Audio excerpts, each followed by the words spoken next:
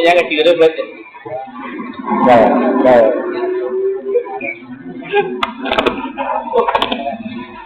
ตามได้นะกินลงทำไม่ลงนะ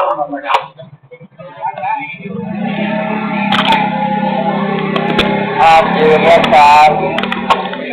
ไม่มีก็ให้น้องนุ่งยืมมาไม่ได้นี่ยังไงยืมใช้ได้ใช่ไหมโยนกุญแจแล้วไม่ใช้นะใช้ไม่มีใครเกินตัดต้อยแล้วจริงไหมอาจารย์เปลี่ยนโยนแล้วขอเดียวนะเมือนปีถ้าไม่เด็ดใจนะครับลมเย็นเป็นเกิดพัง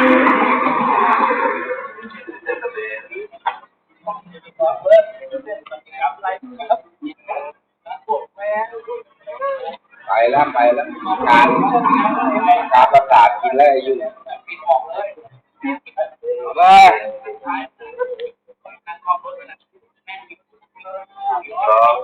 สองแต่ว่า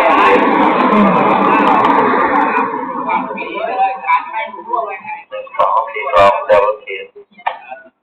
ดิ้งดังหน่อยดิ้งดังในวันนี้ก็ดิ้งดังนะดิ้งดัง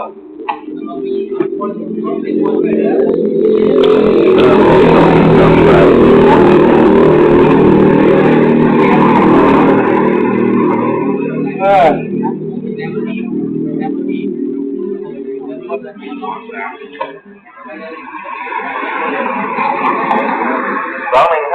แต่ว่าเขียนวีระอุ่นเพิ่มฝ่ายสืบสวนสน.นนทบุรีขออนุมัติได้ไหมครับตอนนี้29ได้2 แต่เขาแต่อะไรแต่เยอะมันไปตลาดแล้วเนี่ย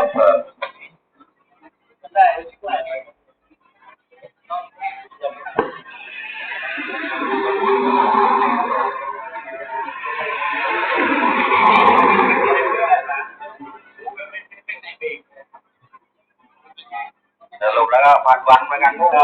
ยมันลงเขามาตลาดมันเข้ามาเที่ยว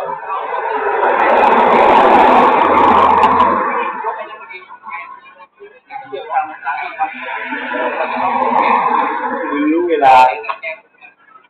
ล่างกลับยังไงบ้างแม่กันถามว่าเล็กมึงไปถามอยู่นี่จะตอบแต่มาด้วยพี่มาด้วยแต่ดูทุกแล้วผมมีคนเดินไปถ้าแม่มึงเนี่ยแต่เวลาการพูดกันไม่ได้พี่ไปหาหมอ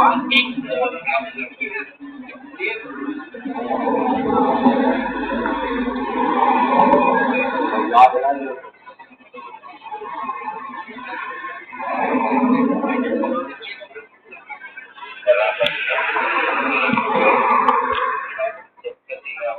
ใกล้หน้าโจรแล้วโจร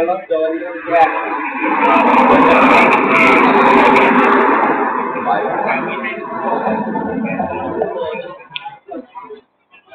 หน้าโจรเลย